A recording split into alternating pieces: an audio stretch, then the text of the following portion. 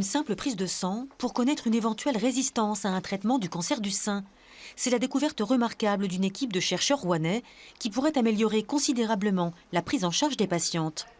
Une femme ménopausée, souffrant d'un cancer du sein à un stade avancé, se voit le plus souvent proposer un traitement par hormonothérapie de type aromatase.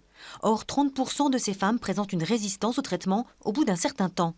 En cause, la mutation d'un gène qu'un test sanguin permettrait de détecter. Avant même la progression clinique de la patiente, il y a l'anomalie biologique qui est présente. Avec cette information-là, ce qu'on peut espérer, c'est pouvoir proposer beaucoup plus précocement un changement de traitement pour les patientes et donc éviter de leur faire perdre du temps où le traitement n'est plus efficace, mais où finalement on n'est pas encore capable de le savoir.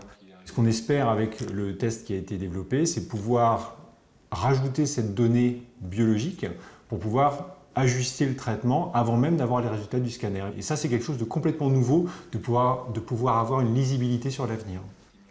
Cette découverte est le fruit de la recherche conjuguée de cliniciens du centre Becquerel et du CHU de Rouen et de scientifiques de l'INSERM.